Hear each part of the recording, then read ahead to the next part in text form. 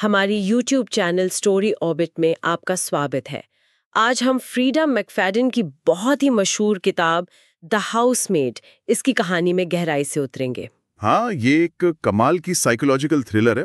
मतलब आप अंदाजा लगाते रहते हैं और कहानी आपको हर मोड़ पर चौंका देती है। बिल्कुल। और शुरुआत ही देखिए, प्रोलॉग। एक औरत है घर में पुलिस के साथ। हाँ, और उसे पक्का यकीन है कि बस अब वो गिरफ्तार होने वाली है। वो कहती भी है, अगर मैं इस घर से निकलूंगी तो हथकड़ियों में। कौन है ये, क्या किया है इसने? ये सवाल एकदम से दिमाग में घूमने लगते हैं। सही कहा। ये जो तनाव है ना शुरुआत में, ये पाठक को सीधा कहानी के रहस्य में खींच लेता है। फिर कहानी फ्लैशबैक में चली जाती है, भाग 1, और हम मिलते हैं मिली कैलोवे से। मिली जो काफी मुश्किल वक्त से गुजर रही है, अपनी कार में रह रही है बेचारी, और नौकरी की सख्त तलाश में है। उसे एक इंटरव्यू का मौका मिलता है विंचेस्टर परिवार के आलीशान घर में हाउसमेट की नौकरी के लिए। और घर की मालकिन है नीना विंचेस्टर। अमीर, खूबसूरत, पर थोड़ी अजीब सी लगती है ना। हाँ बिल्कुल। मिली भी देखो अपनी पहचान छिपाने की कोशिश करती है। सादे कपड़े पहनती है, नकली चश्मा लगाती है ताकि वो खतरनाक न लगे। यहाँ एक कंट्रास्ट साफ दिखता है, मिली की हताशा और नीना का वो अजीब सा बर्ताव। मतलब नीना के पास सब कुछ है, फिर भी वो अजीब है। और मिली, वो अपना अतीत क्यों छिपा रही है? ये सवाल उठते हैं। नीना उसे घर घुमाती है, सब कुछ आलीशान, महंगा फर्नीचर, होम थिएटर, लेकिन रहने के लिए देती है अटारी में एक छोटा सा कमरा। और वो कमरा घर के बाकी हिस्सों से एकदम अलग, साधारण बल्कि थोड़ा डरावना। सबसे अजीब बात, दरवाजे पर लॉक बाहर से लगा है। हाँ, वो बाहरी लॉक और दरवाजे पर खरोचों के निशान, ये तुरंत खतरे की घंटी बजाते हैं। मिली को भी अजीब लगता है। शक तो होता है उसे, पर नौकरी की जरूरत इतनी ज्यादा है कि वो मान जाती है। नीना बहाना बना देती है कि पहले स्टोर रूम था। और घर में उसकी मुलाकात होती है विंचेस्टर की बेटी सिसिलिया से, करीब 9 साल की। और वो भी कम अजीब नहीं है, उसकी आंखें जैसे भेद रही हों, और वो मिली को घूरती रहती है। और नीना बताती है कि मिली को सिसिलिया की देखभाल भी करनी होगी। इसी दौरान मिली की मुलाकात घर के माली एंजो से भी होती है। इटालियन लगता है, ज्यादा अंग्रेजी नहीं बोलता। और वो मिली को इशारे में कुछ चेतावनी देने की कोशिश करता है ना। हाँ, जब मिली इंटरव्यू के बाद जा रही होती है, एंजो सिर हिलाता है और एक इटालियन शब्द बोलता है, पेलिकोलो, जिसका मतलब मिली बाद में ढूंढती है खतरा। सोचिए, सिसिलिया का अजीब बर्ताव, एंजो की चेतावनी, साफ है कि इस घर में कुछ गड़बड़ है। बिल्कुल, ये पाठक को साफ संकेत दे रहे हैं कि आगे कुछ बुरा होने वाला है। मिली को नौकरी मिल जाती है और वो हैरान है कि उसका बैकग्राउंड चेक क्यों नहीं हुआ। हाँ, ये भी एक अजीब बात है। लेकिन जब वो रहने आती है तो घर का नजारा ही बदला हुआ है, बेहद गंदा, इंटरव्यू वाले दिन से एकदम उलट। नीना का मूड भी वैसे ही, पल में तोला, पल में माशा। नीना उसे एक नया आईफोन देती है, फैमिली प्लान में जोड़ देती है, और तभी उसकी मुलाकात होती है घर के मालिक एंड्रयू विंचेस्टर से। एंड्रू आकर्षक, मिलनसार, मिली से बड़े अच्छे से बात करता है। लेकिन नीना का रिएक्शन देखने लायक होता है जब एंड्रयू मिली से बात करता है, थोड़ी अजीब सी। हाँ, यहाँ नीना की अस्थिरता और शक करने की आदत दिखती है। घर की बदली हालत, नीना का बदलता मूड, ये सब उसकी इंस्टेबिलिटी की तरफ इशारा करते हैं। और एंड्रू, वो अभी एक रहस्य है, क्या वो उतना ही अच्छा है जितना दिखता है? फिर नीना मिली को उसके नकली चश्मे और कॉन्टैक्ट लेंस के झूठ के बारे में पकड़ लेती है। मिली एकदम असहज हो जाती है। नीना उसे चेतावनी देती है कि दोबारा झूठ न बोले। नीना का अजीब व्यवहार फिर सामने आता है। सिसिलिया की मूंगफली एलर्जी का नाटक। हाँ, नीना काम से बाहर जाती है, मिली को सिसिलिया को स्कूल से लाने और स्नैक देने को कहती है। मिली पीनट बटर सैंडविच बना देती है। और सिसिलिया चिल्लाने लगती है कि उसे पीनट से एलर्जी है, वो मरने वाली थी। जब नीना घर आती है, सिसिलिया रो रो कर बताती है कि मिली उसे मारना चाहती थी। नीना मिली पर बुरी तरह बरस पड़ती है, जबकि मिली को याद है कि नीना ने एलर्जी के बारे में कुछ बताया ही नहीं था। ये घटना सिसिलिया के चालाक और मैनिपुलेटिव स्वभाव को दिखाती है और नीना की बातों पर भी सवाल उठाती है। क्या वो भूल गई या जानबूझकर नहीं बताया? घर में पीनट बटर का जार भी है, ये सब शक पैदा करता है। मिली को बेचारी को माफी मांगनी पड़ती है नौकरी बचाने के लिए। इसके बाद नीना का बर्ताव और भी ज्यादा अप्रत्याशित हो जाता है। एक सुबह वो रसोई में तोड़फोड़ करती मिलती है, इल्जाम लगाती है कि मिली ने उसके पीटीए नोट्स फेंक दिए। वो मिली को एंजो से बात करने पर डांटती है, उसे एंजो से दूर रहने को कहती है। साफ है कि नीना की मानसिक हालत ठीक नहीं लग रही। वो मिली पर शक करती है, खासकर एंड्रू और एंजो को लेकर। उसका व्यवहार तर्कहीन होता जा रहा है। लेकिन फिर एक शाम जब नीना पीटीए मीटिंग में है, मिली एंड्रू और सिसेलिया के लिए खाना बनाती है। एंड्रू मिली के बनाए स्टेक की तारीफ करता है, सिसेलिया नखरे करती है। और तभी एंड्रू बताता है कि सिसेलिया को पीनट से कोई एलर्जी नहीं है, वो झूठ बोल रही थी। देखा, ये खुलासा नीना और सिसेलिया की झूठ को सामने ले आता है। और ये मिली और एंड्रू के बीच एक विश्वास कपल बनाता है। एंड्रू का रवैया मिली के लिए हमदर्दी वाला लगता है। हाँ, और उनके बीच का आकर्षण भी बढ़ने लगता है। लेकिन फिर वही सवाल, एंड्रू का असली इरादा क्या है? एक रात फिर मिली को अटारी के कमरे का दरवाजा बाहर से बंद मिलता है। वो बहुत डर जाती है। उसे लगता है उसे फंसाया गया है। हालांकि बाद में पता चलता है कि दरवाजा बस अटक गया था। पर वो डर, वो शक बना रहता है, उस बाहरी लॉक का डर। नीना का व्यवहार फिर पलटता है। वो मिली को अपने पुराने महंगे कपड़े देती है जो मिली के साइज के हैं, और बताती है कि वो और एंड्रू बच्चा पैदा करने की कोशिश कर रहे हैं। वो मिली को अटारी की चाबी भी देती है। ये सब मिली को और ज्यादा कंफ्यूज करता है। मतलब ये औरत चाहती क्या है? इसी बीच मिली अपने पैरोल ऑफिसर पाम से मिलती है और यहाँ पता चलता है मिली का राज कि वो 10 साल जेल में थी। हाँ, और उसने अपनी पिछली नौकरी से निकाले जाने के बारे में भी पाम से झूठ बोला था। अब उसकी हताशा और नौकरी बचाने की जरूरत और ज्यादा समझ आती है। उसे डरे कि कहीं वापस जेल ना जाना पड़े। मिली का ये अतीत कहानी में एक और परत जोड़ देता है। क्या वो सिर्फ एक शिकार है या उसके अंदर भी कुछ छिपा है? सफाई करते हुए मिली को नीना के बाथरूम कैबिनेट में हेलोपेरिडॉल मिलती है, एक एंटी साइकोटिक दवा। तो अब लगता है कि नीना की मानसिक अस्थिरता का कारण शायद ये गंभीर बीमारी है। ये जानकारी मिली को शायद थोड़ी राहत देती है, पर यही किताब की चालाकी है। ये पाठक को नीना के बारे में एक खास राय बनाने पर मजबूर करती है, जो बाद में पूरी तरह पलट जाएगी। घर में तनाव बढ़ता जाता है, मिली और एंड्रू के बीच नजदीकियां बढ़ती हैं। एक रात वो टीवी देखते हुए बात करते हैं और नीना उन्हें साथ देख लेती है, गुस्सा होती है, मिली को चेतावनी देती है। फिर पीटीए मीटिंग की तैयारी। घर गंदा है, एंड्रू मिली की मदद करता है, उनकी केमिस्ट्री और बढ़ती है।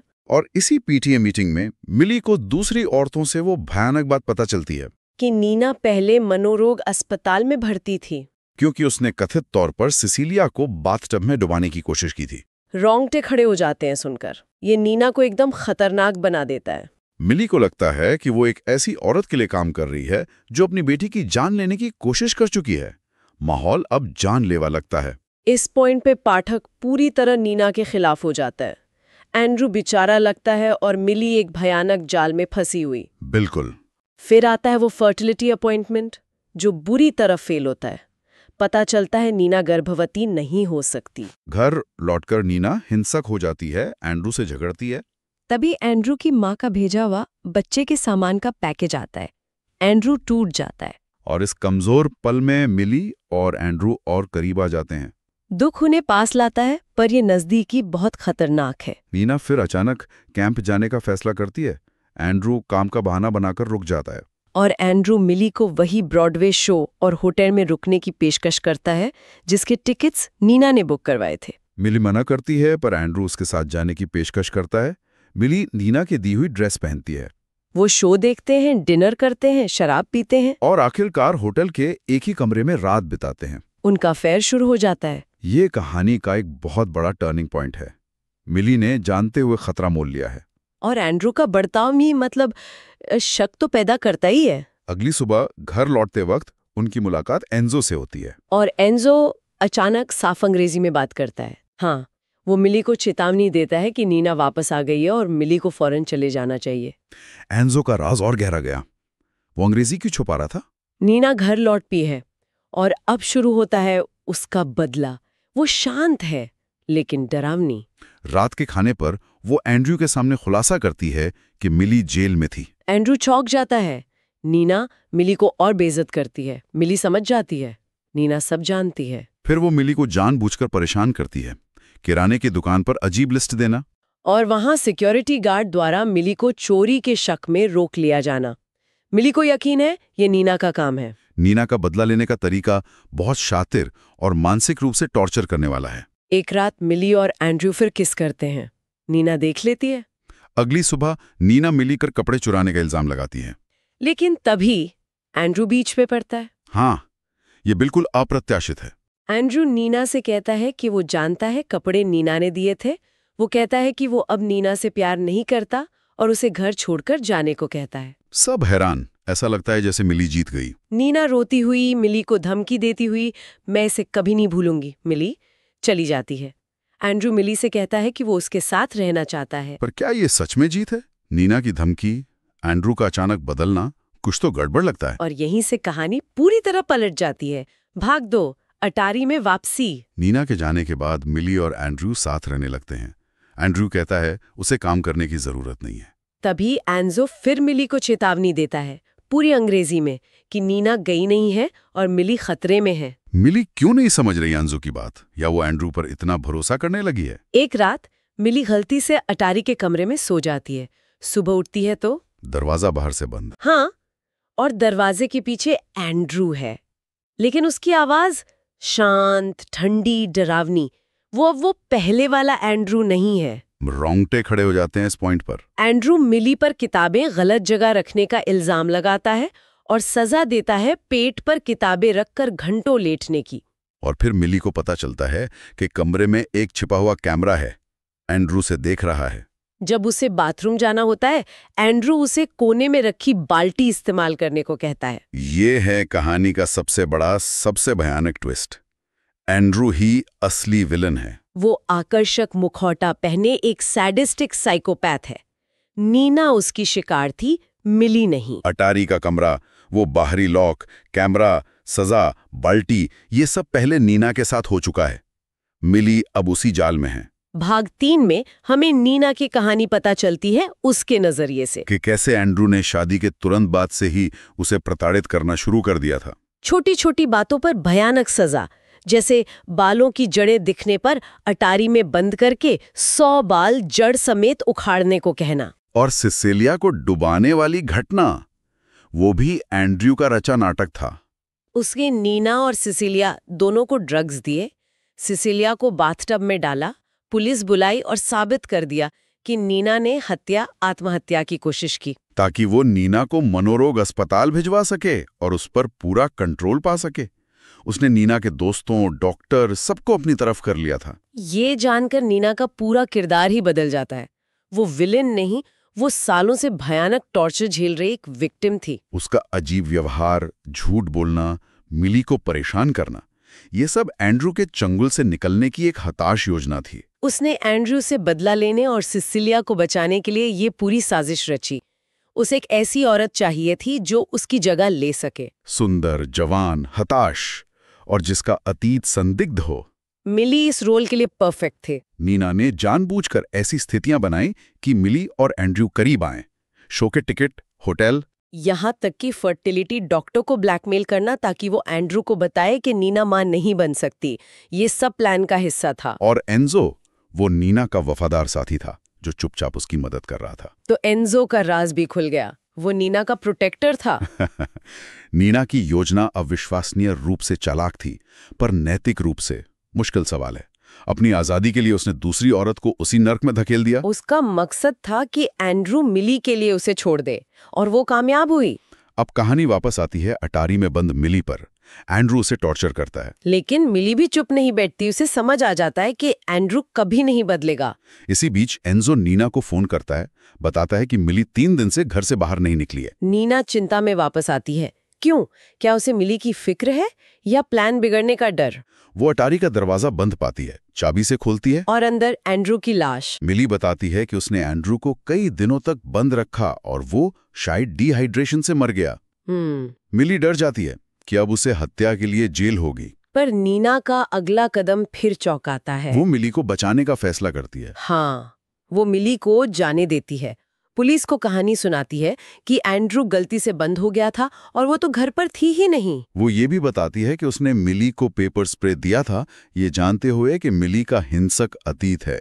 उसे उम्मीद थी कि मिली एंड्रू को मार डालेगी। तो नीना ने मिली को सिर्फ अपनी जगह लेने के लिए नहीं चुना था, बल्कि शायद एंड्रू को खत्म करने के हथियार के तौर पर भी देखा था। पुलिस जांच करने वाले डिटेक्टिव कॉर्नर्स की बेटी एंड्रू की एक्स फियांसे थी। उसे एंड्रू पर पहले से शक था। इसलिए वो नीना की कहानी मान लेता है और केस को एक्सीडेंटल डेथ बताकर बंद कर देता है। सब कुछ कितना सुविधाजनक लगता है, लेकिन कहानी का सबसे डरावना मोड़ अभी बाकी है। एंड्रू के अंतिम संस्कार में उसकी माँ एवलिन नीना से मिलती है। एवलिन बताती है कि उसे एंड्रू की लाश की हालत पता है, गायब दांतों के बारे में। फिर वो खुलासा करती है कि एंड्रू बचपन से क्रूर था और वो एवलिन उसे सजा देने के लिए उसके दांत निकालती थी। क्या? हाँ, और वो नीना के काम को एक तरह से मंजूरी देती है। कहती है मुझे खुशी है कि तुमने उसे सबक सिखाया। ओह माय गॉड, ये तो सबसे भयानक ट्विस्ट है।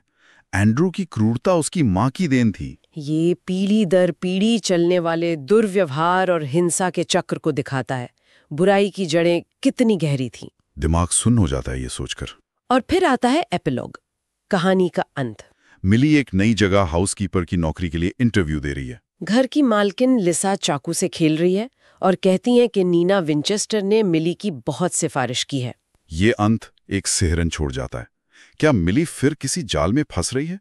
क्या नीना का खेल अभी खत्म नहीं हुआ, या मिली अब खुद इस खेल की खिलाड़ी बन गई है? ये खुला अंत कहानी को और भी ज्यादा असरदार बना देता है। तो ये थी दी हाउसमेट की कहानी की हमारी पड़ताल। एक ऐसी कहानी जो दिखाती है कि कैसे साधारण दिखने वाली जिंदगियों के पीछे कितने गहरे और भयानक राज छिपे हो सकते हैं। बिल्कुल। भारी दिखावा, विश्वासघात, सर्वाइवल और ये सवाल कि पीड़ित कौन है और अपराधी कौन, ये भूमिकाएं कैसे बदलती रहती हैं। सोचने वाली बात यह है एवलिन विंचेस्टर, उसकी भूमिका कितनी सक्रिय थी अपने बेटे को वैसा बनाने में। क्या वो सिर्फ जानती थी या उसने उसे गढ़ा था? और मिली, उसका भविष्य क्या होगा? क्या वो कभी इस सबसे बाहर निकल पाएगी? या अब वो खुद किसी और की कहानी में एक अप्रत्याशित मोड़ लाने वाली है? ये सवाल रह जाते हैं। हाँ बिल्कुल, सोचने पर मजबूर करने वाली कहानी है। अगर आपको ये वीडियो पसंद आया तो प्लीज लाइक, कमेंट करें और हमारे YouTube चैनल स्टोरी ऑर्बिट को सब्सक्राइब भी करें।